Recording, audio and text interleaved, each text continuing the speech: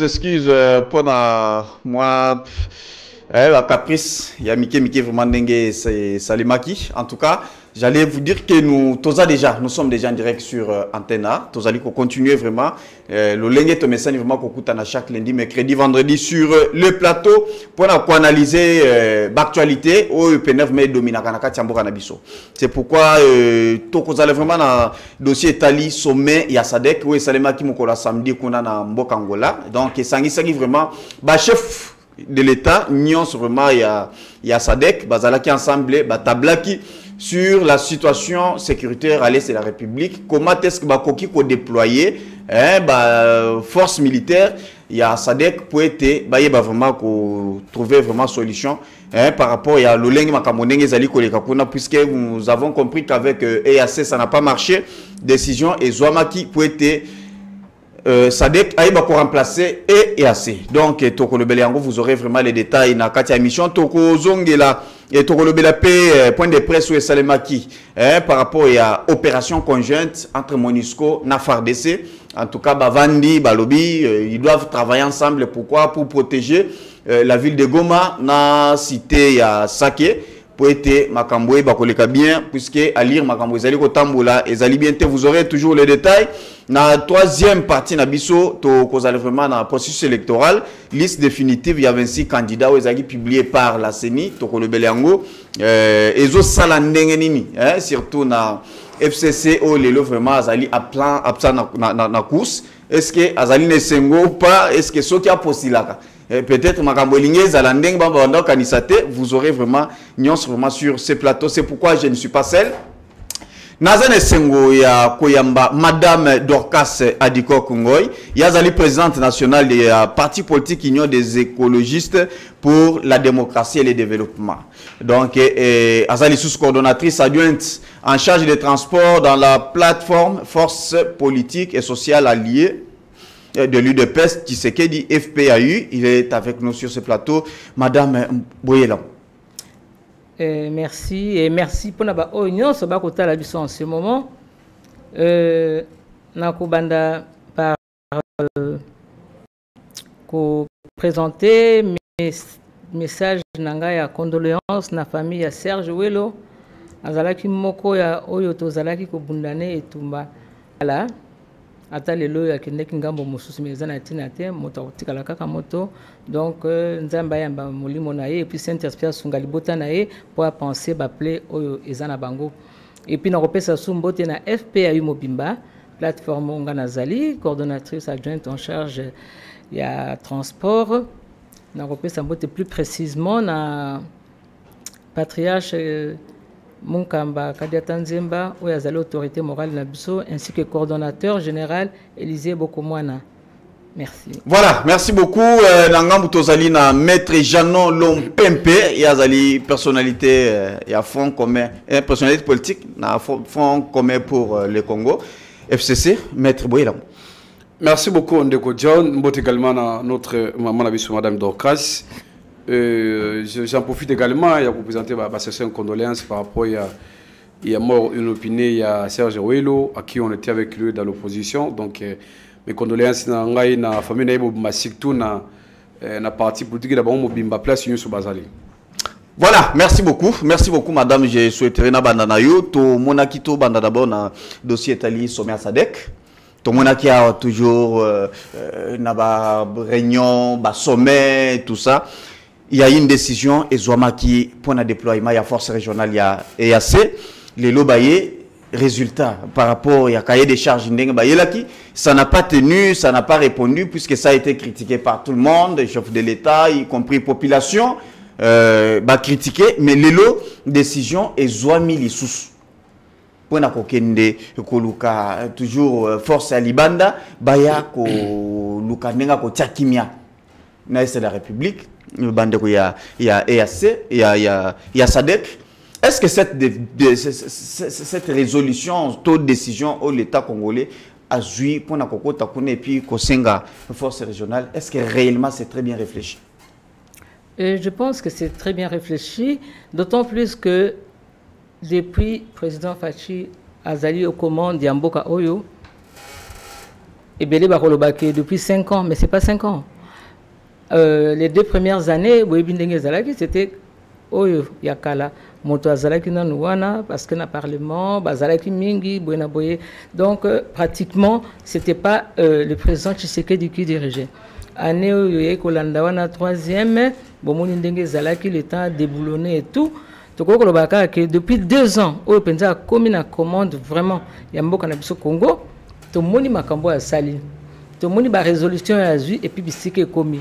Biso soto yebi bisika akutaka mboka na biso na bitumba wana akutaka ngo ipazaki mwana bitumba wana ezalaki to moni ndenge to fandi nango pendant 18 ans comme si c'était normal et loko moko ezali ko bouger te ba réunion te et loko te donc 18 ans wana mboka na biso acceptaki nango bitumba wana comme si ils étaient en connivence donc to fandaki ba mona na bango pasité Kagame azako boma azako lia azako zwa azako piocher ba minéraux nyonso azako kende ba auto zaki na bango bako trouver yango normal. Donc, on poser question pour Nanini Bazale, comme Tungisa, Tendenge Fachaza, comme Tungisa Lelo. Pour ceux qui depuis 18 ans, on a tout le qui 20 ans, je pense que Facha Kokutamboka déjà bien calme, Makambouane est si là, mais Facha Kuti pendant Makambouana, Makasi, minéraux, Zako Kende, le Rwanda, Azarana Orte, Azarana Coltante, mes premiers producteurs dans le monde. Donc, bazo monango normal, bako publier en tozo monango normal. Mais heureusement Fachaï. Donc, le corps là Makambo Sadek et Salami samedi en Angola, balobi que Sadek Ndesiko a déployé ba troupe awa et EAC et Kende. Oui, pour tomoni bisonyo soke EAC ba nilotique wana Rwanda, Ouganda, Kenya et les autres. Bango nyo sona ba tuti wana. Donc bazaki de connivence. Tozai ko lo bango. So boye ba quitter hein? Bon, Totambola qui croyant que puisque les sangana bango ezaki assez ezaki makambaza ko bomba bomba te okitende présence oloba tozo benga na ba frère meboza ko poignarder na sema mukongo okoye ba ndenge nini le cœur de l'homme qui peut le connaître eza tortueux qui peut le connaître ce que za nzambete donc le corps président ayaki ya zozo ngo confiance azalaki croyant que Moutaza Bongo, mais là maintenant il a compris. Yango na Braza dernièrement, il s'est pas gêné pour na kolobake. Tozo benga na ba frère, mais attention, na sima mokongo to chana mbeli, aussi longtemps to ndenge wana to kende mosikate. Là il a compris. Lokola EAC ekokende. To moni makambo ba sali, bako lata na bako zobilamba ba ya ba EAC, ba pesi ba Rwandais, ba pesi ba Ougandais, bako tambola nango boze ba te ki et puis nandenge ba infiltrer ba zaki belé. Donc il fallait que Yango Ekende. Quand on a compris Ekende, EAC, Ekende, Sadek, et Yakofanda, mais tous les bango Ekenge, tous les sous kondima lokwa libosote, bakozala. Et puis boyebi que ce que ton dimara ba EAC nyosoana et Yakofanda la bissoire. C'était parce que président Fachi a kutaka penza a kanisaka que armée a kutaki ezaki armée à solo. Nzoka non, plein d'infiltrés. Plein des étrangers, plein de basoda au bazawana, bako sale la bamboka mususu étranger. Ya kanisa ki baza bien, kuta lo baye ke muna kuti armée a bien, nzoka ezaki armée a bien te, armée boko mona boye, mais au fond c'était pas ça. Donc yango il fallait ndima batu nyonso wana, croyant que batu wana bako aider biso to bouter dehors Rwanda na Ouganda. Et vous faites confiance dans ça que bako sala musala malamu koleka et ya sendenge sali. Bon, le Rwanda tozaki na ba depuis Makambo Nezoleka ba formé ba militaire rebelle to komi na bango rebelle o ya conscient to za sous na ba o bazala ki wana te mutu azane liki kuna na Rwanda aza général là mutu asala ne kuna menuiserie aza général à 4 étoiles ceux qui combien des étoiles mais sikoyo o yé depuis abandi o sala makambo yo ba ke batangi na bamboka kili to yebi ba ye wana e ko sala sous le quoi libosote.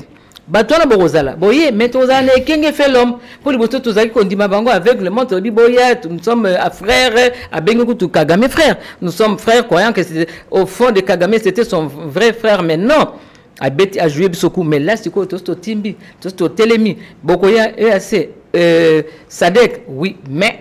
Tokotala makamuni tokosana bino tokotala ndeni bozala su bino mokote non non puisque na landi otukoloba que non soki bokotaki na EAC et puis boyeba kité vous pensez que bazali bandeko et pourtant sont des ennemis maintenant pour la SADC wana vous avez étudié botali au moni penaki non en tout cas solution vous allez trahison kozalate et qu'un fait l'homme tozalanango d'autant plus que c'est plus ou moins tu es batunini ou baché batu belé balongoli ba infiltré mingi bakangi bango pe mingi donc ma camunio c'est ça sala mawana cercle bango batika ki po bazaki tellement l'aise po ba que na kati na ba congolais à solo de père et de mère bazawana ya biso bazali balikili akomane général ayebini kutu modèle babundaka te afandi on a kapona ko informer infiltrer ko lobato zali bato sali boye ba bomba ba congolais mais maintenant ce n'est plus ça ba congolais ba kei ba bimi ba yekoli musala kisoda siko to ikimpiko yango to sengi soki ba kokite to kei ba kokende et aux asulo kwa libosote maintenant to zala bato ba ko bunda. Maintenant, au lobby, Batindi déjà basoda, formé, longoli, déjà quelques infiltrés, bazaki nakati. Mais pourquoi pas qu'on s'en charge plus na bateau déjà bazali déjà formé au lieu à ko sala ba recours libanda. Obi makambo sincèrement tant gozoloba nazo kamwa mingi parce que boyebi makambo ndenge tambola kana bamboka mboka etambola en autarcité, c'est vraiment rare. Tala na Ukraine si azo bunda bitumba ako bunda na ba russe mozomona malgré que aza Ukraine mozomona ke ba français ba nani baza côté là pourquoi pas alo bala bango botika na kenga moko non ezalaka ndenge wana mutu ami kokaka ye moko te donc il faut que ba peso maboko mais biso bandoki mingi mutu ba yeko pesa biso maboko siko toyebi bango toyebi ndeni batambolaka bino boya mais soki bosakani allez bokende toyebi ndeni tokosala. Voilà. Jean Lompempe, vous avez suivi Hollandi, madame. C'est même question. Est-ce que décision, il y a Kondima Pene, vraiment déploiement, il y a force régionale, net, SADC et tout ça. Est-ce que vous trouvez ça vraiment opportun? Bon, John, d'abord, merci beaucoup pour la question. Je crois qu'on a encore abordé un mot tout à l'heure. Mais dans l'animation narratif, il y a madame Dorcas, dans les plateaux ici, a insisté beaucoup plus sur l'infiltration. Ma question est simple, on a toujours réfléchi. Vous pensez que Tshisekedi Tshilombo à présent son temps a si la question d'infiltration? Est-ce que vous avez la notion d'infiltration dans notre pays, l'IDPS, est responsable? Est-ce que vous avez bien? Histoire RCD Gomana IDPS, vous avez bien? Quand vous venez dans les plateaux, il faut d'abord interroger l'histoire, madame. J'ai l'impression que l'infiltration dans le cannabis entre le Congo et le Rwanda, c'est d'abord l'IDPS. L'IDPS, c'est ça là-bas pour à l'époque, madame. Qui n'a pas de marché via IDPS. Avant qu'on y ait un plateau. Ce discours-là, l'infiltration, mais écoutez, depuis que Tshisekedi Tshilombo est là, bientôt il a fait un mandat. Infiltration, c'est à quel niveau? L'infiltration, c'est là qui wapi. Et qu'il a apporté Nina, le monde banane. Parce qu'en réalité, l'infiltration est là. Jusque-là, ça continue, non? Bon, pourquoi on l'a monté? Vous voulez que dans les plateaux, tout le temps, on combat bateau, il y a Bassi Mibali, tout le monde va éviter. Tout le monde, comment on a bon, madame? Oui. Dans ce pays, s'il vous plaît, on sait politique, non? Est-ce qu'il y a Biki, quand Kagame a envoyé, comment il s'appelle, les ambassadeurs, Vincent Karega, dans notre pays, Bassal Lagin de Tshisekedi Tshilombo, note, il y a comme ça que non, qu'on dit mal-être, il y a créance, il y a Vincent Karega. Vous voyez que Tshisekedi Aboué qui est en haut. Qui a accepté l'infiltration, madame? Donc, à un moment donné, on a fait un mandat. Quand on vient dans les plateaux, on ne veut pas pouvoir acquiser. Non, non, pas du tout. Il faut dire ce que vous avez fait au pouvoir. Le peuple a besoin de résultats. On insiste au bureau pendant 18 ans. Bon, 18 ans, comment vous avez dit? Quand on a Tshisekedi Tshilombo au pouvoir 2018, 2019, en janvier, et certains les 24, comment vous avez dit? Il n'y a. Aujourd'hui, le pays est divisé. À cause du tribalisme, à cause aujourd'hui il y a des foyers de tension partout. Ce qui est responsable, quand il a pris le pouvoir, remise et reprise, Goma, province à Nord Kivu, et c'est là qu'il faut bimba. Mais là, Congo est Katani. Congo est Katani, c'est pas étranger. Sous la leadership à qui? C'est Tshisekedi qui est le responsable. Est-ce que vous comprenez? Mais où il y a un plateau, oh non, ce n'est pas lui. Quels sont les efforts? La question est simple, il y a Sadek qui est John. Il y a une histoire dans notre pays, dans le Congo est membre de plusieurs organisations internationales. Sur le plan international, sur le plan africain, même voire même sous-régional et régional. Nakati Mboka Nabiso. Sadek c'est aussi une organisation sous-régionale. Nakati région Nabiso, tous les membres. Ce depuis longtemps, c'est démontré que non. SADC c'est pays parmi les organisations qui accompagnent Mboka Nabiso. Par rapport à la sincérité, par rapport à leur approche avec les peuples congolais. On a vu ça récemment et c'est dans notre pays. Mais question est simple. Qui a demandé à Ndeko Tshisekedi Tshilombo, le président sortant, qu'on a adhéré à l'EAC? Parce que je me rappelle, quand il est entré au pouvoir, mais il a dit que c'était Akendaki n'a demandé à peuple congolais et d'ailleurs on ne peut pas, le peuple n'a pas, non, s'il vous plaît, le peuple congolais a fait Ndeko Tshisekedi mandaté à adhérer à l'EAC. Parce que nous connaissons les EAC là. C'était les opérateurs économiques, s'il vous plaît. C'est faux. Ndeko John, descendez même sur place dans la ville de Goma. L'argumentaire là, on a un opérateur économique qui dit non. À l'époque, il y a même une lettre qui dit ça. Oh, Ndeko Tshisekedi Tshilombo, abandonné Kosenga appui à Paul Kagame. Pour Congo comme membre de l'EAC. Et tu as dans les réseaux sociaux. Nani Abosanion. Est-ce que Madame Dorcas a bien monté? Fake news. C'était une réalité, la présidente allait vérifier ça. C'est une réalité où Tshisekedi demandait l'apport, le soutien de Paul Kagame pour adhérer. Mais Tshisekedi n'a pas écouté le peuple congolais. Nous, l'opposition, nous, le FCC, avec d'autres forces vives, y compris la société civile, tout le monde a marché. Ben, c'est que notre compte à la EACT, mais il n'a pas écouté. Mais pourquoi il n'a pas écouté? S'il vous plaît, madame. Tout au long, il y a un mandat, il y a EAC. Mais on a vu des faiblesses. On a vu des faiblesses sur le terrain. Mais Tshisekedi n'a pas écouté le peuple. Mais cette fois-ci, il n'a pas écouté l'opposition, non. C'est-à-dire quoi? John, Ndeko Tshisekedi Tshilombo, il faut assassiner. Assassiner l'échec naïe. La politique naïe m'a à tantonnement. Le président sortant, à la politique naïe tantonnement, m'a mis les sécurités. Vous avez critiqué les résultats. Il y a EAC, mais les lots. Et Zalisco Makambo Sadek. Non mais John. Mais quand même là vous êtes. John. Et tous à l'accompagner par. Mon cher ami, John, vous ne pouvez pas sous-traiter notre pays. Est-ce que nous sommes bien indépendants? L'année prochaine, nous allons célébrer 64 à notre pays indépendant. Congo comme sous-traité, il y a une organisation sous-régionale, régionale. Donc question de sécurité, bon sous-traité en haut. Parce que hier c'était le sport à EAC. EAC échoué comme un mambo et ça maintenant c'est Sadek. Mais quelle politique il y a tantonnement? Quelle est la vision de la sécurité? Mais Italie à Moka. Dans notre pays ici, non qui narratif Moka lobby non voilà, va recruter jeunes. Mais écoutez, combien va recruter combien de militaires? Balobi on a besoin d'équipement Mindouki. Mais pourquoi pas que le Congo y ait mon sali, mon cher ami? Pourquoi notre armée et ça qu'on se défend aider? Pourquoi qu'on sous-traiter notre sécurité à Moka, notre souveraineté par des forces régionales? Pourquoi? Parce que politique est ma belle qui de Kodangaï.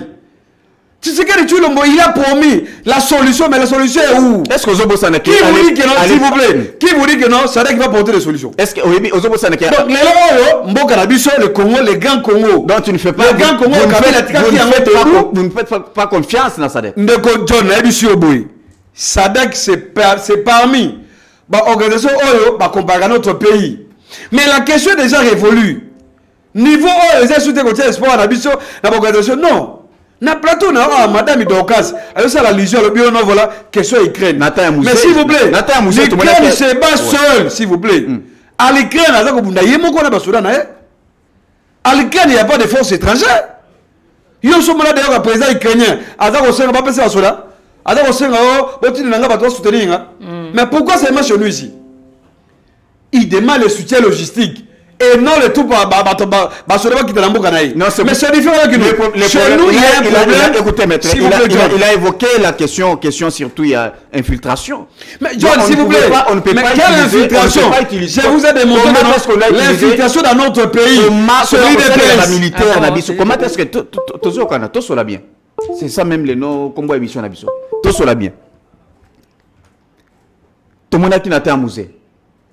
Et il a toujours même Rwanda, mais ça décaille solution et mon ami. Puisque tu sais que pour le moment, armée Nabiso est tellement infiltré. Chaque fois, peut-être toujours engagé guerre, vous sentez que entre Biso Nabiso, donc information est allée au bim.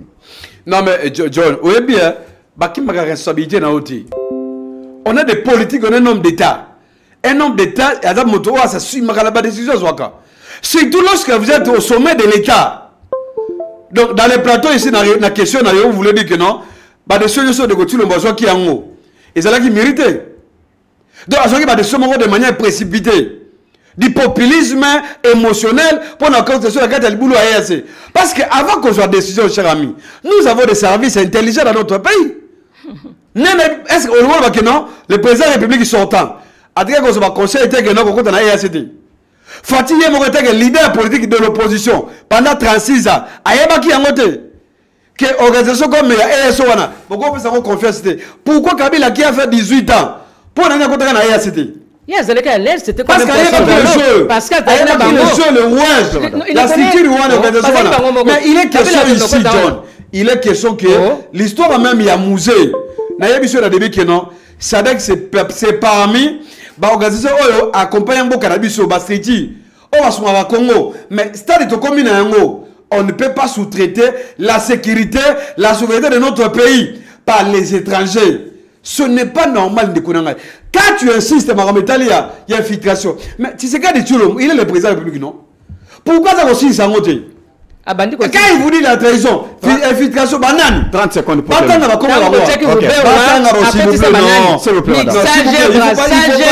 moi je cite le nom parce que c'est ce qu'il faut dire. S'il vous plaît. Élevons le débat. On a un brassage. Mixage,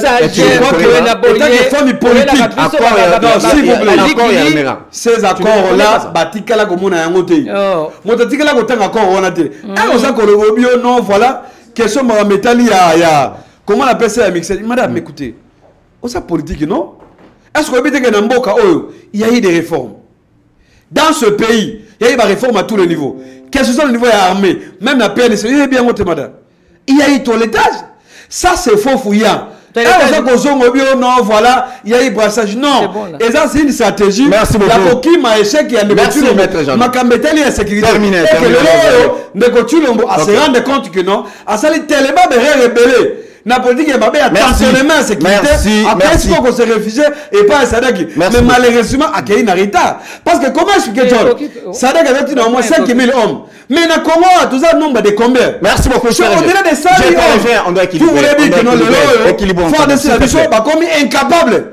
Merci, maître Jeannot, merci beaucoup. Voilà, madame Dorcas, je pense que au croisé, avant peut-être répondre à la question, Nazo Linga, Kotuna par rapport à communiqué final au Toyoki. Na communiqué Balobi, ça dépend de Azoya, surtout pour consolider la relation corrélée Rwanda, Nangola, pour Kimiezala. Maintenant, entre-temps, Bisokoto, tout ça, causer là vraiment du point de vue guerre, force et autres. Comment ça fait-il bateau bazoya pour na kosangisa biso pour na kotia kimia na mboka? Comment est-ce que ba force wana ba koki vraiment ko attaquer les sous M23 ou azali vraiment parrainé par le Rwanda? N'est-ce pas qu'ils ont une distraction ou soit il y a quelque chose vraiment qui est caché? D'accord. Maître Jeannot, ouais. Maître Jeannot. Le a raison. Pourquoi? Parce que pendant plus de 18 ans, au Bino, au Congo, Makambo Zoko, Makambo, Bako Bomba Biso Mikolonio, Sokona Bako violé Maman, Makambo belé. Moukwega, celle que tu n'as pas à celle hôpital, qu'on a réparé le coin dans garage. Si Koyo, Bozaki Kolobatel, Kamoko. Si vous avez un poisson dans l'eau, vous avez nagé parce que vous avez retrouvé, vous avez bien à Katiwana. Ba brassage, ba mixage au toit koluba. Tant que vous avez le gouvernement, na bidon vous avez beaucoup de batu, nakati mutulokola, tout un gars à comboter. Ndenge le biko tanga, te tanga combo parce que ndenge to stofandi boy, population congolaise presque nyonso assez à comprendre. Ndenge nini bozali ko tambola, bozalaki banani, rôle nini bozalaki nango, mission nini bozalaki nango pour na mboka na biso Congo. Mais tolobi ke eko simba li susute. Nakoko pese exemple mon ka papa. Toloba mwanga chuchu. Mwanga chuchu, c'est azaki na Congo pendant que bino bozalaki nyonso wana. Tant que bazali ko lobake, ba ko ba minerai na biso ezako kende Rwanda zako ma premier producteur mondial alors que azala ngote bozalaki wapi? Bozalaki ba aveugle ou bien ba sourd. Si bozalaki ko mona, pourquoi bozalaki ko ndimango bozo fanda ba ko lobelo côté. Mwanga chuchu azalaki na mboka na biso Congo na est wana azali na étendu na ye. Ba vieux ekitaka ebutaka ba minerai ba yeba zuba kei pourquoi bolobaka na likambute boyeba kango te si boyeba kango Mwanga chuchu azalaki place wana tango Fachi a comme na pouvoir ministre ake toujours kaka ke ministre ake kuna na province ba kindotala ba boyi ministre akota na place wana azana droit kokota te bino boye bakango te pourquoi bo fandisa kai parce que bisika ba minéraux na nozo kende eza pona mboka na bino boye makambo ko sala boye ki bo appauvrir biso boye na mboka na biso Congo bo fandi pendant tout ce temps bo dindisi ba école nyonso na se bana bayibi su kotanga te koloba te makambo komi pamba bokomi ba champion ba publicité ba bière bo sala na ba bouchon à bière soko moni soso ba pesi soso tricot dans na bana 2 ans bako kono so ba bière pour ba gagner soso na ba tricot makambo bino bo sala kana mboka na biso Congo donc ozo fan dozo ganga comme si ezaki normal eza normalité zonga tia makolo na se zonga kanisa ke nazala mboka na nga Congo nazala mboka mususu te ba oyo zo landa wana batala bamboka 2 3 4 ba musu ba Rwandais Tanzanien Burundais Ougandais batala ba nationalité belé soki ngindia wa bakei si ba monga chuchu kuna ba monaki bango na ba nationalité bake osala ba test ya covid batala nationalité rwandaise to ko sana kaliboma te tango tozali on a parlement na biso tozana moins plus de 150 Rwandais na parlement na biso elikaki wana ozolo ba pe normal est-ce que décision ni na balonge ko ko manakati ba parlement ndenge wana et puis tozana ba mususu telelo yo ba mususu nationalité congolaise bazwa kaka na kimukolo yango mboko yoko il fallait kaka mwana ya mboka ya parce que puis tozali pe na malédiction zaki avec cause parce que diriger biso malédiction si malédiction poto comme na mwana mboka malédiction si parce que ça même na bible ba komi yango donc na les chroniques 15 17 ce que vous êtes dirigé par un étranger puis vous fandi donc ba ko sala pona bien ba mboka na bango. Donc les loyo to komi na mwana ya mboka o azana souci ya mboka o azako wele loko moko teke na zona tindika kuna kende donc bokomi ko loba ai bien ba na armée na biso na ba o musu bazaki de père de mère de père et de mère ba fandi bandimi lokoso ya mbongo ba sombi bango donc ba tikali ba teka ba zu ba soda na biso nyonso mobutu atika ka ba soda makati ba bomi bango ba bomi bango ba kende bitumba boso biso to gagner ba bomi bango donc ndenge bango ya bazo kumisa pona mboka na bango. Merci. Voilà, maintenant comment vous trouvez puisque mission selon na kati ya communiqué ndenge makambo eleka kuna na Luanda mission principale et parmi les missions principales il y a SADC ezali ya consolider la voie diplomatique entre le Rwanda et la RDC. Maintenant comment cela va se faire? Est-ce que bazoya pona ko bunda to bazoya ko sala toujours makambo to moni et pas baya ce qui bakoya balingi ba consolider relation ya biso na ba Rwandais ba bien que biso nde toza agressé ba Rwandais nde ba piller biso ba bomi biso ba sali makambo belé à un certain moment ba Rwandais ba bundaki na kisangani kuna na ba Ougandais ba futa biso na noté soki balingi to silisa nanu bitumba to tindika ba Rwandais na mboka na bango nde sikoyo to ya ko fanda poto ba Rwandais tala makambo sali biso bobomi autant de personnes boka ko bunda bitumba kuna na kisangani tala ndingi bobomaki tala ndingi bosalaki sima bo futa nanu bozongisa ponga na moni ndingi to kosola na bango bo d'emblée. Est-ce que vous êtes sûr que SADC ndinga zo ko bunda?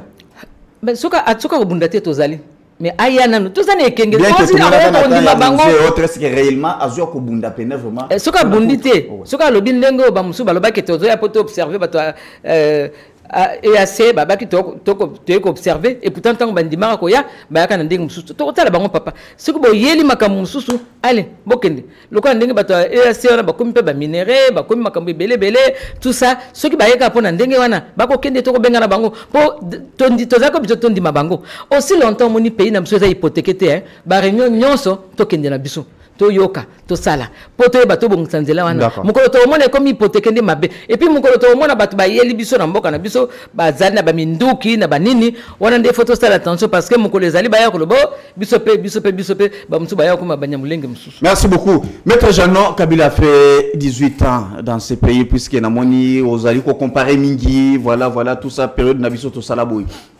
Mais ba congolais batikala ko mona cet engagement au Tshisekedi azana ngolelo entre temps nous allons le et azali kota mon tâtonnement mais toujours dans cadre ya koluka kimia kota na la République. Qu'est-ce qui a empêché Kabila peut-être pour comme d'abord ko taper dans l'organisation mususu ko créer ba stratégie dans le sens que calme et kota na la République puisque Nathan Nabino kimia zalaki c'est comme si nakati ya mboka wa eloko ezalaka te armée ezalaka te bazali koboma bato kuna na este donc tu sens qu'il y avait un calme vraiment un silence des morts.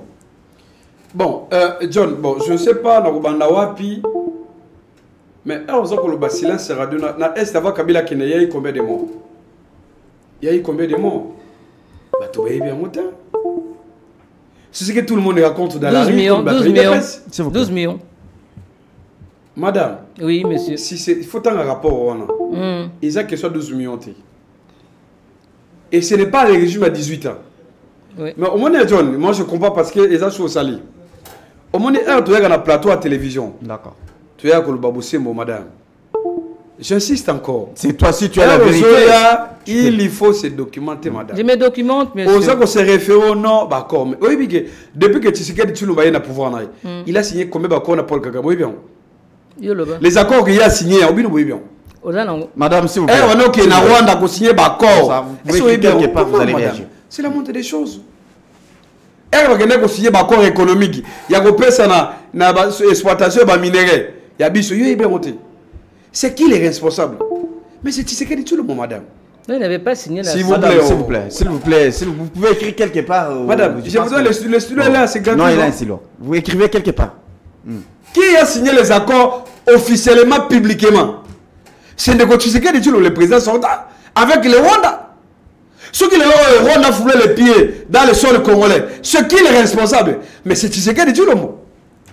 Ndeko Tshilombo a benga Kagame awa na Kinshasa. Bino betele maboko madame. Yo bosse nango lelo. Na bosse nti. Lelo ko mona Kagame ko bimoyini. Bino botaki yangote. Na yebiso bo il faut se documenter.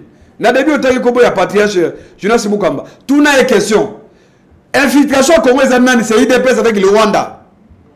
C'est un patriarche à koyebisa yango. C'est très important madame. On est ko polluer nga bikoini bakamela lokuta na oki awa. Lokuta. Il y a comment il s'appelle mon gars, tu m'écoutes madame. Est-ce que vous avez un problème avec les Banyamuleng ou comment? Parce que Tshisekedi Tshilombo yema que non, les Banyamuleng sont des Congolais. Oui. Yo lingini. Oui, Congolais mais s'il vous plaît, soyez calme. On ça peut dire qu'il y a l'estimate au lingini. Non mais attention madame, on est des Congolais. On est des Congolais, attention avec cette question-là. C'est une question très dangereuse. Ce n'est pas à vous à stigmatiser Batuna Plateau, non. On se comprend. Ce n'est pas ça, madame.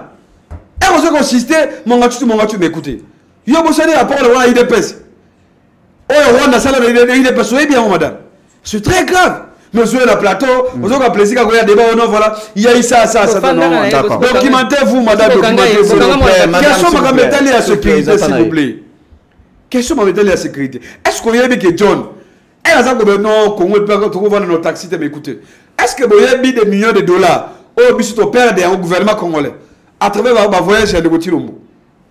Ndeko Tshilombo, ça dit combien de voyages? On revient à la question, s'il vous plaît. Où sont les résultats? Mais ça veut pas dire diplomatie, ma question, John. En réalité, il n'y a pas de résultats sur le terrain. Il y a une question que non, il n'y a pas une politique qui claire. Magametali a sécurité à Moka. Comment résoudre, comment mettre fin? Magametali a est du pays, Ndeko Tshilombo, il n'a pas ça. Quels sont les efforts? L'IDPS, avec le programme, quels sont les efforts? C'est-à-dire quoi? Écoutez, quels sont les efforts Kabila Sali pour mettre fin à l'Est de la République? John, réforme, c'est simple, non? Avec notre armée, s'il vous plaît, avec notre phare de ce nous avons réussi à anéantir les M23. Ce qui est M23, s'il y a eu la résurgence, il y a M23, c'est qui? C'est le régime à Tshisekedi Tshilombo. Il y a bien que non, le régime les régimes sortent pas Bazo Kende. Kalami était Bazo Kende. Au début, qui balonge M23, n'a Kinshasa John. Il y a eu des pourparlers avec M23, le pouvoir de Kinshasa. Il y a bossé avec le régime sortant IDPS. Qu'est-ce que Kabila fait? Il y a les efforts. En tout cas, parmi les efforts, John, l'effort n'a sont pleins. Kabila, c'est un véritable souverainiste. Kabila a gagné le combat M23. Kabila a fait reculer les Rwandais dans notre pays. Vous comprenez? Mais tu sais que c'est la moto. Comment est-ce que rien que na quelqu'un moko kaka na manda moko kaka bino moko boké na EAC. Bolongo na EAC kaka bino moko bozongi na SADC. Mais nous sommes quel pays? Nous sommes un pays de la honte, nous connaissons. Parce que c'est Kabiso. Mais ce que vous avez à côté. Politique et ma belle, tu sais qu'elle dit le monde. Jean, comme incapable de connaître qui est là qui n'a essayé. Mais Mukwege bandi ko sala makambo ya ko réparer ba femme et tout ça selon ba expression na ndenge ba twazali ko bengela ye. C'est à quelle époque? Et puis s'il vous plaît, abandaki ko zo soin na bango bazaki victime yani. Non mais John, s'il vous plaît. John, mais abandé on est na quand pe comme na momani na 2019 loi remise reprise. Azaki na combien de nombre de femmes na hôpital na ya panzi. Non, toi tu as dit qu'à l'époque avant 2019 qui na ezalaki na mboka pour preuve que non ndeko tulo mozoki pouvoir ako président république azoki Congo dans son entièreté. Congo ezalaki divisé te ndeko na ngai. Le Congo est divisé. Il ne faut pas qu'on dédouane le ceux qui a tué le monde. Non, c'est lui le responsable. Au moins, le problème d'insécurité, les M23, ceux qui ont le pouvoir, comme Makassi, c'est parce que Kinshasa a une vision. C'est parce que Kinshasa a une légèreté. Il y a que stopper le mouvement M23. Parce que vous avez la promesse, va respecter. Les M23 continuent à réclamer. Tu nous as promis. Il faut réaliser tes promesses. Donc, il ne faut pas que Luka, qu'on dédouane le régime. Non. Congolais va dire Amati. D'accord. Congolais va dire que non. Notre problème aujourd'hui. Merci, maître. C'est un président qui a la limite. Merci. 5 ans, merci beaucoup. Puis sous Congolais, tous les ans droité. Il y a coupé ça, c'est tout le mot chance. Vous comprenez? Parce que dans tous les domaines, merci sécurité, rien du tout. Diplomatie, on a perdu de millions de dollars. Économie, il n'y a rien du tout. Social, emploi, rien. Merci beaucoup. On a vu que non. Voilà, on doit évoluer. Celui le problème est que on doit la République qui attique la politique à tantonnement. Merci beaucoup. Ton limite tantonnement, t'es ma sécurité. Merci beaucoup. Sikoto Zali Kolobela Makambetali.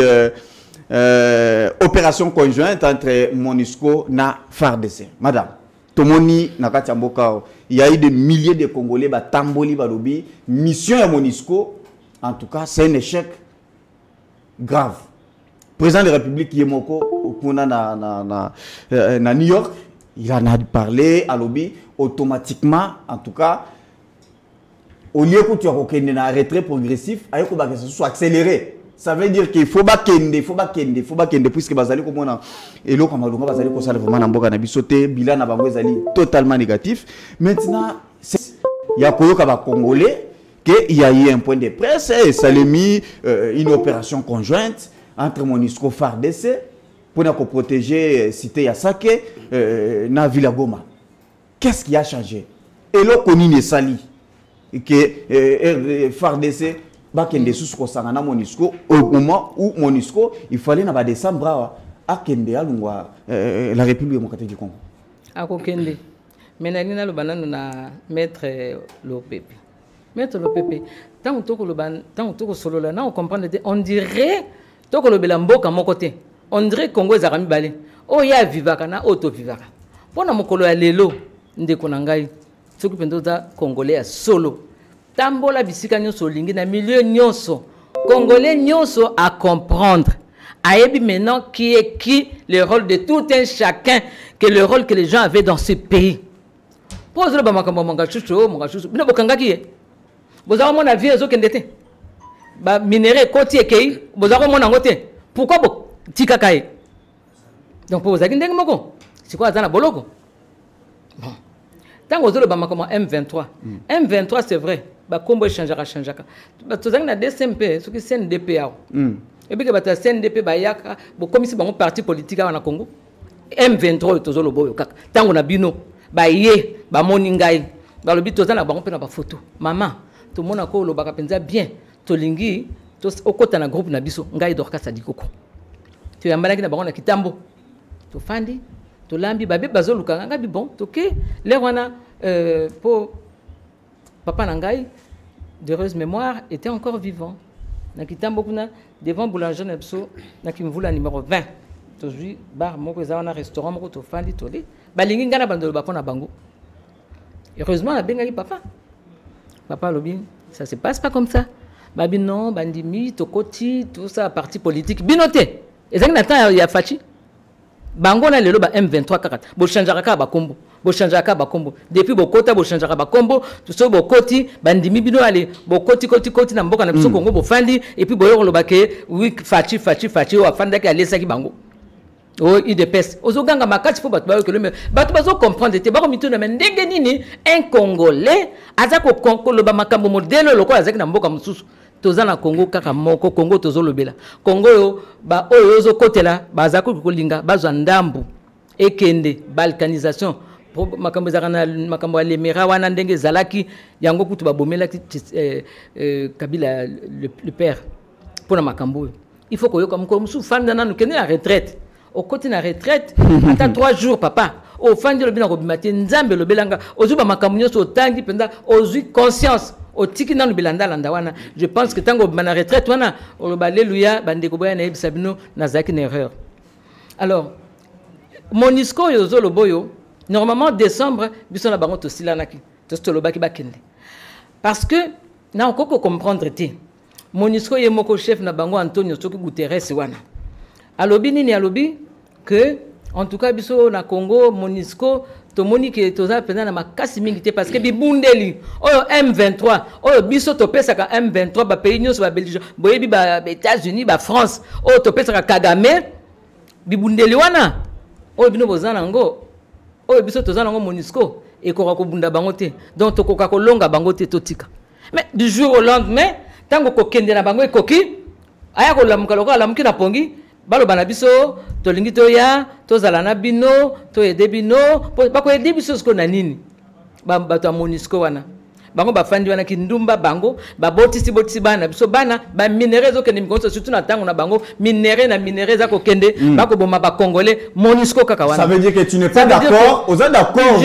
avec cette opération conjointe. Nazomo nango yangi sur oh c'est peli nangote vraiment te mais c'est une décision ils ont mis puisque arma ko décision sur le gouvernement tout l'état congolais a s'impliquer yango to lo président talaka bato wana ezanini bato wana bazomona ndengo moni ba compatriotes na biso ba wazan ndenge baza hein chocho Monisco donc a moni moyen te azo empêcher bango d'ailleurs aya siko pene po saki wana moni kangami na Goma po mission bango baza nango yango ya kokwesa Goma na saki kokwesa Goma po babebisa makamnyoso ba élection sala mate comme ça batu na bango baza ko bomba wana bamema bango to fanda dialogue to sala partage boni régime na bino zondi makosiko ndima biloko ndengo wana to oh papa mais siko régime c'est timbite po siko lo bobo ya kaka pamba boy olibike on a boy te to boy ba koloba mais donc nous sommes donc on n'est pas indépendant si je comprends bien madame non to lobi ndenge na to ba no mboka etambola ndenge ya zolo bate ba mboka nyoso kilo surtout biso ba pays africain etambola ndenge ya zokanisa te ba Monisco wana bazaka na mo à dire mais botia bango na terrain tango to kokanga bango na mbeba ta moko to kosilisa bango ba waza baza wana moi biso to kanga bango ezate bazako kota bazoyi ba biso minduki bako bunda donc on sait pas ce que ça bozo la source vraiment ba preuve pour na Monisco tous ba preuve ezali mais ce que loka bango balinga kende balo bo tozala na bino po ba mona ce que ba yeba ba secret ba mona ba comme ko landela ba wazana biso balobio bazali ba soki ba groupe soki groupe armé et tout bazande na jalousie modèle to ko silisa bango Rwanda so ba sakani ba ko sila kuta avant to ko na décembre wana ba ko silisa ba soda ba sili to moni kutu basi ba mwasi moko ba soda ami bomi ami zembiki na mwana nae parce que mobile ne ba bomi na bitumba wana yango avant décembre wana avant kutu bango ba kota makambo zo kota o mona kuna na Rwanda ba ko se soulever bango moko ba ko longola Kagame e ko zala kuta ta bisote puisque bisote wi ke nani mission principale il y a objectif principal à Monisco c'est juste c'est une mission d'observation comment ça fait-il les lobazo sangana na Congo na FARDC soni po ba moni ndenga ko sala te ba échouer ba waza wana ba ndeko na biso ba ye ko kotela biso makila e gangi baza ko boma donc ba comprendre te na ba sodo fachi atinda ki ba kei ba zongi Égypte URSS ba outil de partout ba ye na Israël ba ye wana ba technique et tactique baza nango en tout cas eningisi mais le message ni ko yebisa ba congolais par rapport à l'Union il y a dossier puisque ezali c'est accord ya gouvernement accord ya l'état kasi yango lelo tozali komona Félix Tshisekedi nde muto azali numéro 1 nango qu'est-ce que tu dis aux Congolais na décision andimi yango ndenge moko lobaki politiquement correct c'est politiquement correct il pouvait pas faire autrement sikoyo tango sikoyo bazokende wana na terrain nde ko makamususu tozali ba kotuna ngai entre temps bato bazokufa biso ekufa su modèle wana bango nde bazobanga sikoyo Rwanda lingo sila Merci beaucoup. Voilà, Maître Jeannot, même question. Mission conjointe. Oui, John. Dans Madame Dorcas, même à un moment donné, j'ai comment ma passe. Parce qu'en réalité, maman a l'information. Ma gaz, elle est chef à parti politique. Apparemment, ça a l'information. De la voyage l'émission, il fallait que nous ayons l'information. Il y a sur les fonctionnements de l'État. Ah, il y a une information là. Mais il y a une émission parce que vous avez un membre sacré. J'ai des larmes, madame. J'ai noté que chez mon lobby, au lobby, d'abord, on a débuté tout au long de l'émission, un système à infiltration. En réalité, madame Dorcas, il m'a infiltré contre le Congo. Il m'a d'abord infiltré. Avoué la plateau, ok. Luka qui à l'époque, utilisait. S'il vous plaît. Laissez-moi les parler. S'il vous plaît. S'il vous plaît, madame. À éclaircir.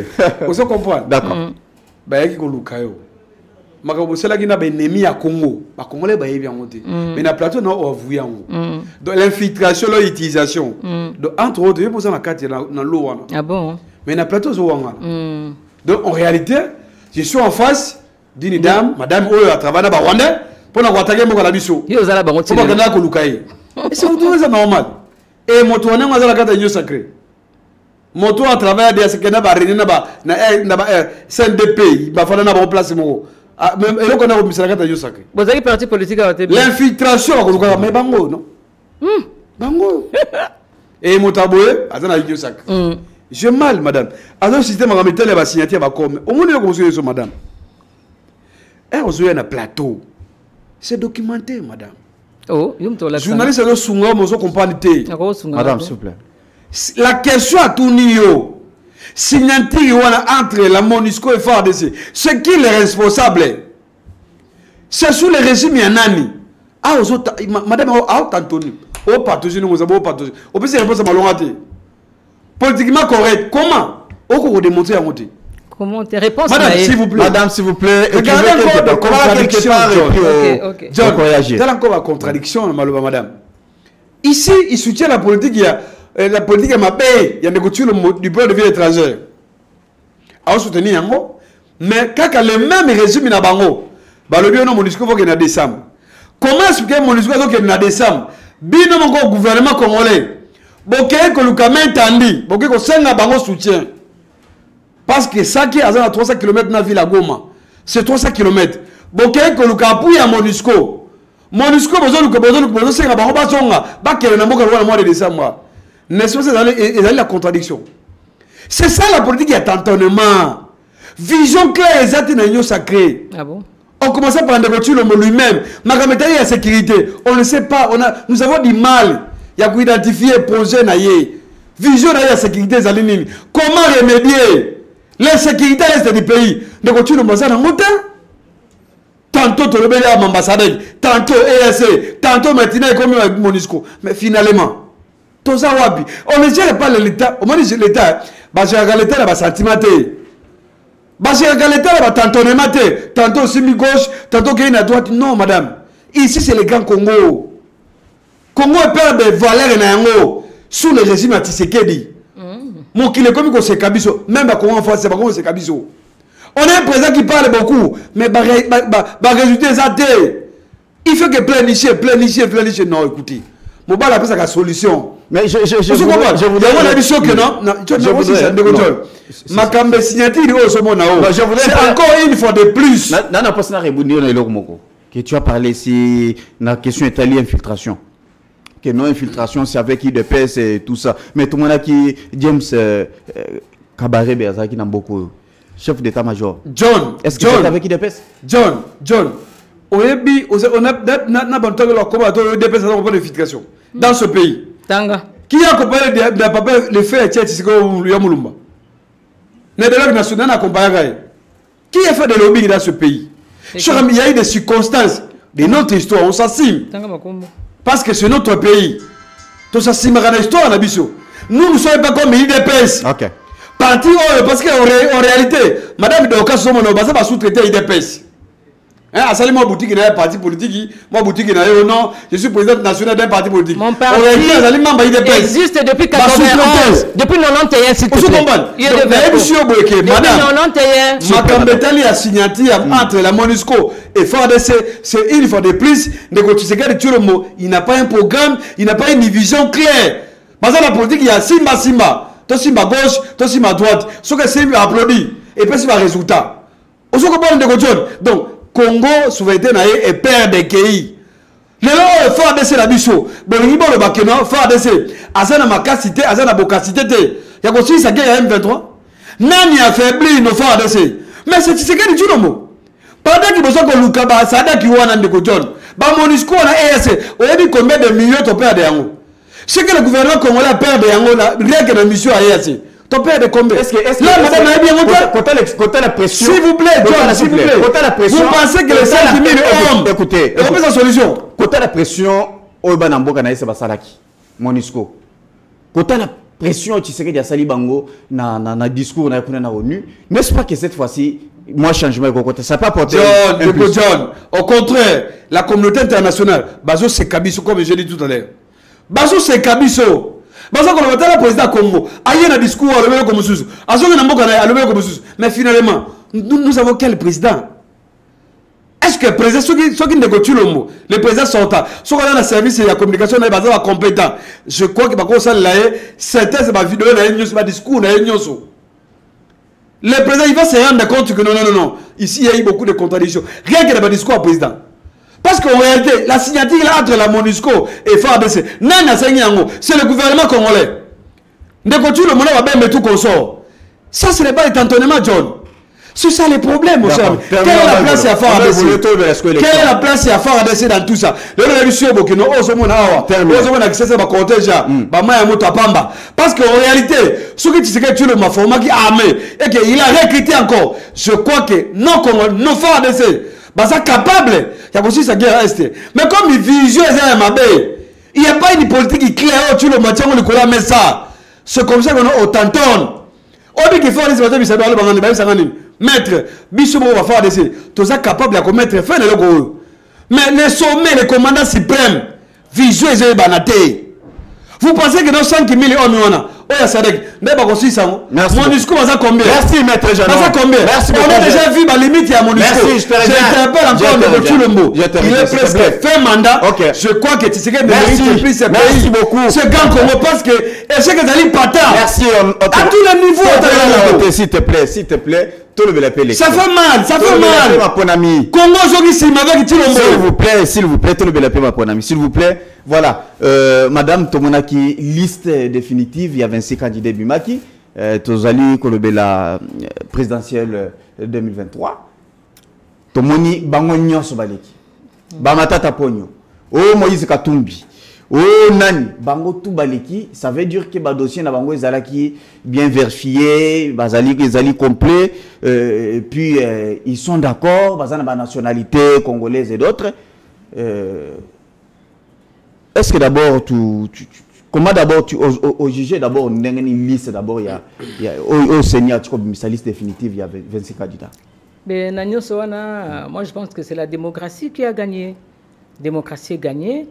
Mutuna mutu aibi ndeki dossier nezalaki mutuna mutu aibi auta wapi nationalité na ye mutuna mutu aibi nazana ba litige ndenge nini na sala nini momoni leo moko pe na kokoloba isalamika ka bien ndenge wana parce que ba mususu yo ceux qui ba kamataki ba tier de côté alinga ko bandoko ganga partout oui balongolinga parce que ngande alinga na gagner to bandoko fanda nango pendant 5 ans to fandi o candidat élu, ce qui est président élu. Donc, pour éviter ma kele wana, tous les cabisons nyonso, to kota bison sur le terrain, si ko total na ngwaza makasi. Ça veut dire ça veut dire non, j'avais voulu dire que ça veut dire qu'à partir il y a liste oyo et mettre fin à débat, il y a dossier surtout Etali Moïse Katumbi. Et mettre fin à l'eau comme ça veut dire que Katumbi, il est congolais en aucune fois.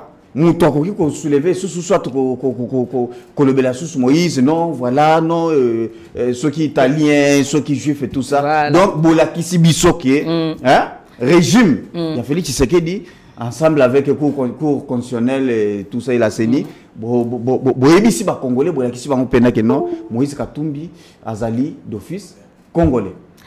Omoni Ça c'est juste bato bakanisa ndenge wana te. Bato bakanisa ndenge wana te. Mabe mingi euti na wapi euti na parlement hein ndenge bazalaki. Parce que monsieur Peter Nicolas Noël Tchani. OK. Na ntingi pululu basalaki proposition à loi na bango ba déposer ki na parlement. Ba déposer ki depuis quand? Tina lelo est-ce que ba kotisa ki ngo po baloba eloba mité. Ba oyo nyonso ba paya oyo nyonso bazali ko konza mboka na biso avant. Tant ba kena na Sun City ba salaka constitution penza na juste mesure oyo ya bango. Taillé sur mesure. Taillé sur mesure. Ba longoli makambo ya ba paya ba longoli ba point nyonso na ba mindelo bazali na bango. Donc ba sali vraiment ba changer ndengi ba kutaki. Constitution ana aussi longtemps et change jamais été. Moyen ko ça les até. Donc bango ba kei ba profiter na retard et Zouami, il a changé de constitution. Qu'est-ce qui vous a empêché? Qu'est-ce qui vous a empêché puisque Monia tout ça, Mboka il faut la peau la congolais et tout consort. Mais qu'est-ce qu'on a eu le basikoyo? Na parlement, ndé ba sali moi erreur moké. Mais les Kambouté, erreur wana et ko bongisama. Tant que tozo kendao, na ba élection zo salama. Tant que facha ko zala sko président. Ndesiko to fante la nakansa parmi makamba liboso ko banda wana pour les loyo azala président ko pour les loyo tango biso to kozala lisusu tala ko ngai naza mwana indépendance naza mwana 19 novembre mukolo to ko banda campagne naza mwana 19 novembre 60 tala ndenge to komi siko to linga lelo nzambe soka bengi biso tokende bano ya biso tozobota na bakoko na biso to tikela bango sumboka oyo babando bunda o mwana ngachuchu azuba kuna ba minere Kagame akoti oyo Rwanda Tanzanie Uganda Burundi bakoti o bati président bon tete to linga avant tokende to bongisa penza constitution ya mboka na biso oyo tokotika tolobi yangoyo oyo akokonza mboka na biso azala congolais ndenge bako lobawa maison civile papa soki exemple ba elio moi c'est azali soki camerounaise maison civile wana bako bato bakozala na pe ba camerounais bako konza biso soki moi c'est burundaise rwandaise bako pe bako konza biso tala ko président ya Gabon kutana na moi oyo tolongba bongo moi sinaye supposons que Moïse Katumbi soit ngai na ko bakisa nebite soki na balo wana ya tingi pululu na Noël Tchani ba tchaki pe makambo ya de pères et de mères pona yemo ko mokonzi et puis de femmes hein moi si pe azala de pères et de mères soki zati na ko aider bango na cha ba ekota pe na kati wana moi si pe azala de pères et de mères to boyi makambo mboka na mseza ka tanto boke no tinda biloko kuna parce que moi sina tete to lingi susu wana te donc ba tiki bango nyonso et mutuna mutu ayebi tango tokopusana pona makambo so ebele ba dossier mutu lokola président ozana dossier ba mayuya que dossier omeli batu nini ba karizagi soki ba nani donc makambo ebele clair madame dossier nazolanda lobby ateki ba minéraux ateki Moïse papa ateki li karigazi soki ateki li changer ba kombo ba mafia un mutu aza ko linga kozala congolais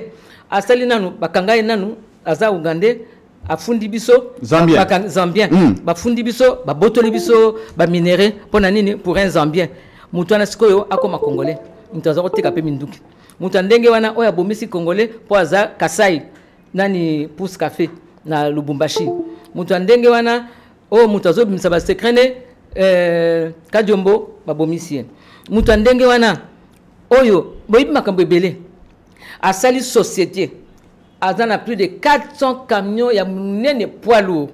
Et tous les 400 chauffeurs... Tout ça, c'est vrai qu'il y a un entrepreneur, bravo. Un Congolais. Entrepreneur, il faut rattraper le fisc. Ils ont été aux salles en Dengwana, le fisc est raté, ils ont logé dans Mboka Moussous. Et puis, on continue, on a des choses étranges.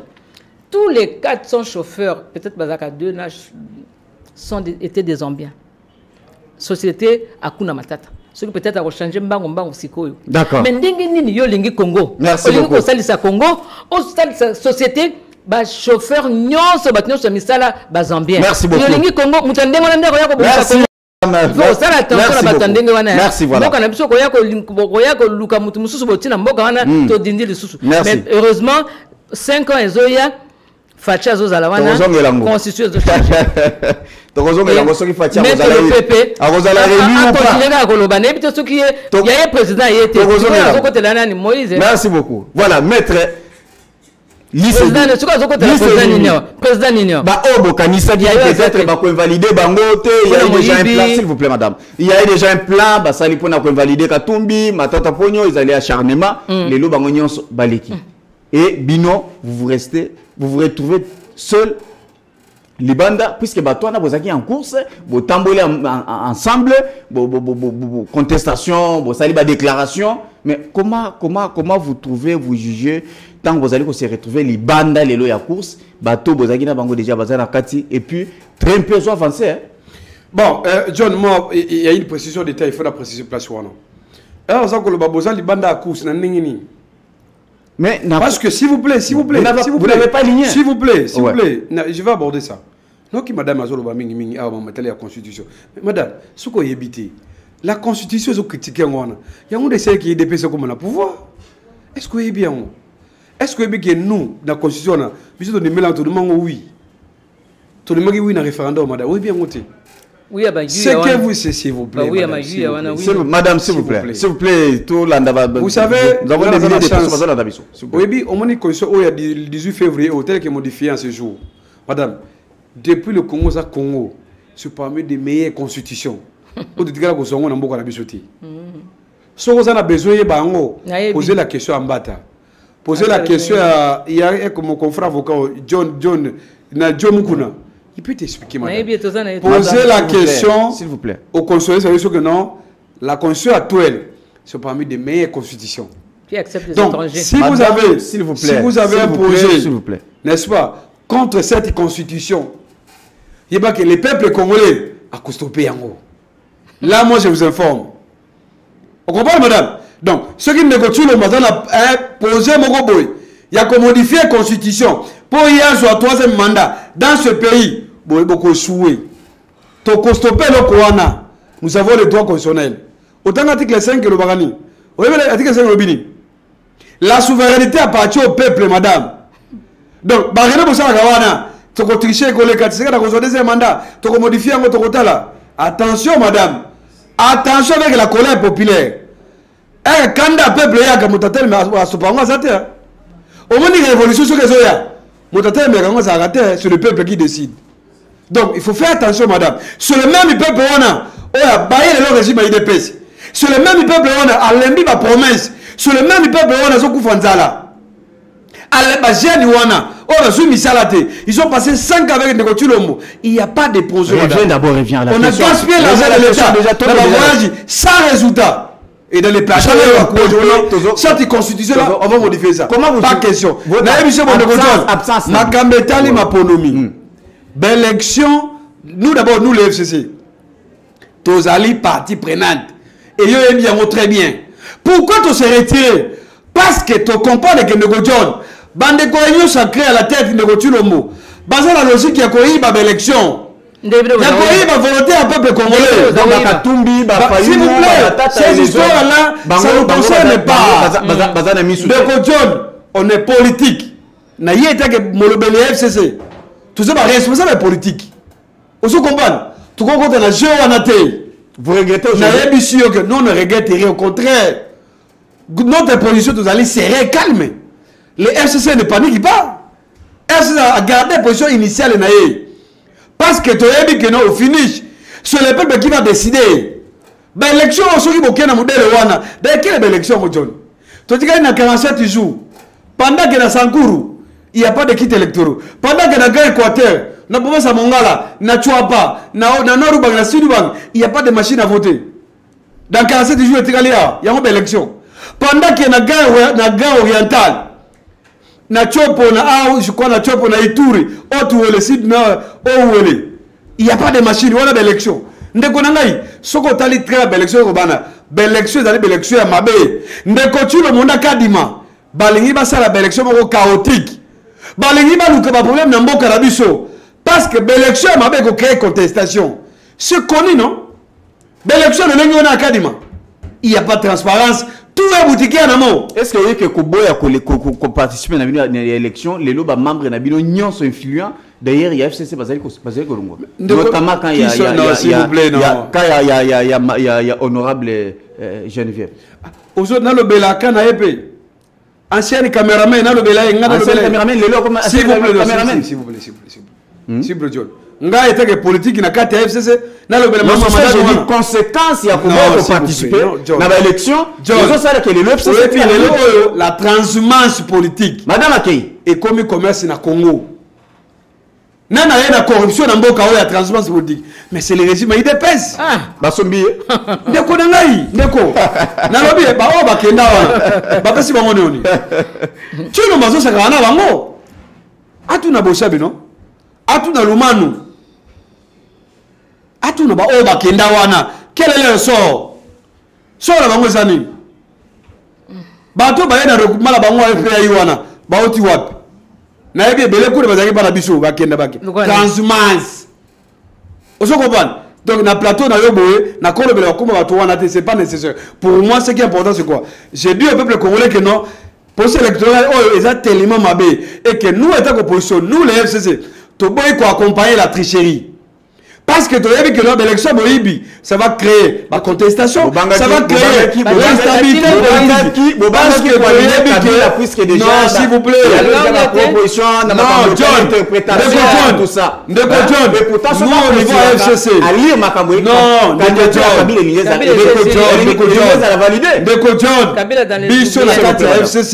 nous avons des candidats à tous les niveaux, y compris même à la présidence. Vous comprenez? Pour l'instant, vous allez nini? Bakena l'élection pour la sentimenté. L'élection, c'est l'élection derrière moi, il m'a baisé, il m'a cassé. Bati, on m'a dit, mon maman baisé tellement belé à Gopola. Bisous te dis, mon boy. Ce qui l'élection m'a baisé, ça va créer ma contestation. Et il faut créer contestation et il faut créer l'instabilité institutionnelle. Bah, institution est comme instable. À cause de l'élection, m'a baisé de Konangaï. Protégeons le Congo, préservons la paix. On a besoin de Kima dans ce pays. On comprend les jeunes. Nous, tout ça va cailler. Pourquoi? Parce que tu as vu que ce qui est l'élection malade de Konanga, l'élection a évité à tricherité. Mais ne continue le mot, s'il vous plaît. Ne continue le mot, n'a pas un bilan, John. Là, je reviens. Tu le mot n'a pas un bilan. Le président sortant, il n'a pas un bilan. Donc, tu as vu, l'élection malade à partir d'abord de Biwaseni, la Cour constitutionnelle, la loi électorale, la sécurité, il y a beaucoup d'ingrédients dans le jeu. Il faut un consensus. Il y a un message. Le peuple congolais va décider. Il y a un message. Il y a depuis Lubumbashi, voilà. Depuis Lubumbashi. Azali asepeli na ba propos tu ko tenir ya ko qualifier madame Raza cameraman lui yé place Azali pe cameraman abi c'est un métier noble. Non mais c'est comme si Azali ko minimiser ba cameraman. C'est-à-dire quoi? Pourtant c'est grâce au cameraman de ba toiselle ko la biso na mandako. Je n'ai pas minimisé, j'ai beaucoup de respect pour tout le monde. Je respecte la profession de tout le monde. Mais que la dame là sa modalité la politique voilà. Le mot c'est que Azali modalité. Donc na plateau na yo ngana ko le madame wana ti impossible. Je ne peux pas dire ça. La transhumance, ils ont pris un haut. Vous comprenez, merci. Donc, le peuple congolais a besoin de si notre ami, il est, je crois, Azali les yeux par rapport à ça, je crois que je retire ça. Mais je sais que non, cette dame-là a sa modalité. Ce n'est pas nécessaire dans le plateau. Merci. Au peuple, dans la bicho, dans le comment madame Yona, ce n'est pas nécessaire. Je te reviens, c'est important, c'est quoi? Le peuple congolais a dit que non. Mandat tu le mot comme de Nasuka. Il faut l'élection malam. Ce qui passe l'élection malam il que le peuple congolais a qu'au défendre la souveraineté naïe. Merci beaucoup. Et qu'au défendre la souveraineté naïe, vous avez balabala. Merci. Voilà. Merci beaucoup. La tricherie. Voilà, madame, je pense que ça doit être la dernière question. Au lobby enquêté, tu sais que vous avez réélu. Oui, on a réélu massivement. Massivement. Avec quel bilan? Papa, il y a un roloba, tant que mettre le pépazo loba, n'a remis tout dans ce que tu loba li kambo mboka moko, ya fachi kaka moko ou bien mususu. Azo ko insister li kamba ba voyage à fachi. Nani yango abungi retomber oyo tozui na voyage na ye. Maître, s'il te plaît. L'émission pédagogique. S'il vous plaît, s'il vous plaît. S'il vous plaît, on a perdu des millions de Maître, s'il vous plaît. Mais oui, papa. Comment on parle de millions? On a des milliards, s'il te plaît. Il y a la différence entre millions et milliards. et le tourisme international. Agissante. S'il te plaît. Et comme il est invité partout, comme il est partout, milliards, ici. On a passé à la Congo. Ma boulot est minéré dans Bamboka, on a besoin de silicignon sur le Bamboka Chuchu. On le bangote, hein. Et ça, on est Bambongo nyonso bo sali ba biloko nyonso bo tongi na ba Tanzanie ba immeuble ba tout ça ozo le bangote. Ba milliards bo zalango. 5 personnes qui ont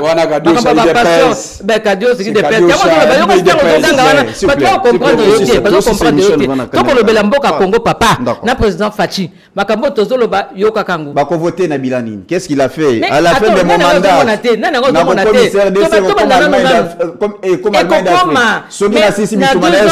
C'est un échec pour moi. Oui, mais Bitumala Est, papa, bolinga te et comment que na soupe. Bien que tu le bel déjà. Fachi ayaki papa basi bazako violer ko mukwega zaki na musala azaki na temps ya kotambola pamba te abando sala politique mais sikoyo depuis Fachi akoti mukwega koti chômage mukwega koti politique po amonyelo ko sala te tango Fachi azalaki te tango bino basi mukolo nyonso bako violer bako tinda ba Rwanda bako kota bako bima bako sala makomba lingi mukwega azalaki penza busy tu sais akoti mukwega na chômage akoti politique basi bazala susu te ba barricade nyonso mutako simba basi azala susu te mboka na biso Congo bakomi ko bangango bakomi ko mona bomo et le baba Congola Braza pour le Osaka na Congo. Merci beaucoup. Yango wana ndima eza wana. Ba makambo ebele ba hôpitaux ndinga zo changer transformer ba école papa ndima ka pe nanu makambo yoza ko mona na mon lobi na télévision univers ba école na kati ba fin fond 145 territoires wana papa tangu Fachi a osala pendant 5 ans plein o yoza ko ya na taboko ganga boko ba Fachi fanda na yo pas d'élection tikala kaka libela team. Votre dernier mot. Dernier mot yango na lobi population congolaise totale. Parce que bateau bazolo baketo tindi batute et belé na bango ba se faire enrôler et belé na bango ba za candidat et belé ba ko voter bateau Kabila yete po ba ke akoko yate il y a pas trois mandats ayeba kango bien alors Kabila yete a futi bana mike ya tindi bana mike ya futeli bateau belé na Moïse azana bango so boyebite mais boko le kate boko le kate boyena binoka musala pamba ba mususu tango bakokota wana bayeko mitika pena bakanga bango bukanga lonzo oyibi papa makambo bato bozana bango makambo basali na makambo to la mercredi mercredi to rozala pena to si ça makambo maître Jano j'avais souhaité to si c'est mituneze belé na dimension moi au saranate à des fois le temps en tout cas balimbisa biso pena bolimbisa biso mituneze belé mais temps et permettre bisoter vraiment je pense que même dans les couloirs on peut répondre mais j'avais souhaité au répondre dans nous to si ça n'a par rapport à propos ya makambo tali armée entre Félix Tshisekedi na Kabila na Joseph Kabila nani ameki organiser quand même armée kobongisa. Non mais écoutez la réponse est simple. Joseph Kabila Kabange a soki mboka ozaki nini comment il a trouvé l'armée et comment il a laissé l'armée il a laissé d'abord armée n'est-ce pas structurée une armée forte avec la capacité dissuasive il y a quoi écraser l'ennemi avec des réformes na kati armée. C'est ça, c'est que Kabila travaille sur la même notre armée là. Mais contrairement avec Tshisekedi, Tshisekedi a trouvé l'armée structurée avec sa capacité dissuasive. Malheureusement, Tshisekedi a réduit yango. Les gens Tshisekedi a comme la politique tantôt EAC, tantôt SADC, tantôt UNESCO. C'est parce que il n'y a pas de réponse. Et je dis à madame que non, Atika Koko ça. Merci. C'est un cas, il y a détournement. C'est fini. Sans jouer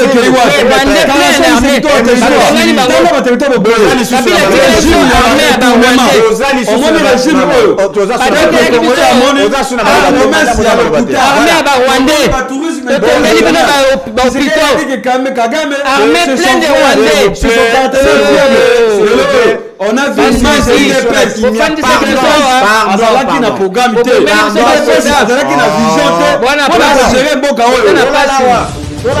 chers compatriotes, le RDC a besoin d'être sauvé. Pour être sauvé, ça demande votre contribution. Sur ce, suivez votre magazine Top sur la mienne avec votre humble serviteur John Mulumba. Dans cet espace, nakoyamba bai politique nyonso, ba ya société civile, pe ba o nyonso bazali kosala musala malamu pona kotombola ekolo. Nayango, Bolanda Biso, chaque lundi, mercredi et vendredi à 12h30 en direct sur Antenne A, la chaîne des références.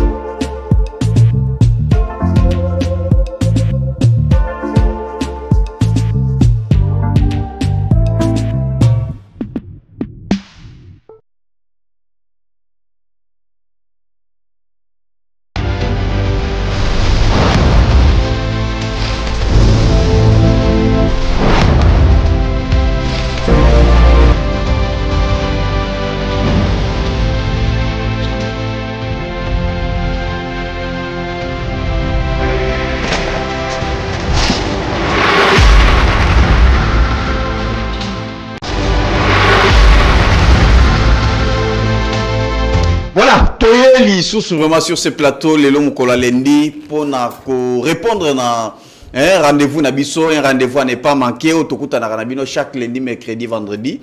Donc, pour na kosoro la mabi matali o yabiso mboka. Na ibisa rabino chaque fois que Congo est allé mounen dans la dimension moi au Saranate.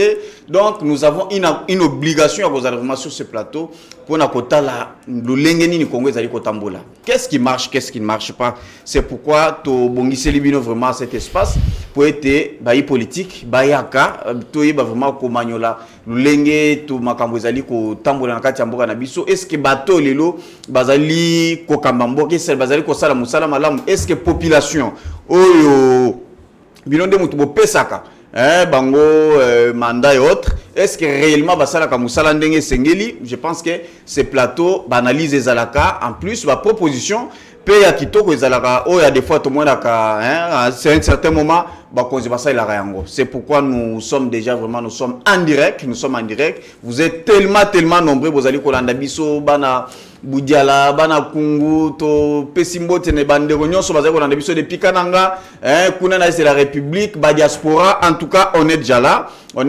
Pour Nabao, Nyonso, Bazali, on a des vraiment na YouTube, Nabiso. En tout cas, bon, partagez le lien. Partagez le lien. Et Bisa Moninga, vraiment, qui était Makambosi, Bandi, déjà, tout le monde déjà sur ce plateau, pour être Toyeba, ko landele vraiment le lien Makambozali, ko Kende. Pour Nabao, Nyonso, Bamesani, ko landabiso, vraiment na YouTube, en tout cas, tapez Kaka, Antenne TV RDC, au Koku Tabiso, vraiment, tout ça déjà, wana, pour être Toyeba, solo là. Donc, numéro, Bozali, comment on a, tu as un message, quelqu'un, ko Zali, na question, il a proposé, invité, Bazali sur ce plateau, une préoccupation, en tout cas, comme il a biso, Tokotang, et puis, Bakopé Sabino Biano, sans problème.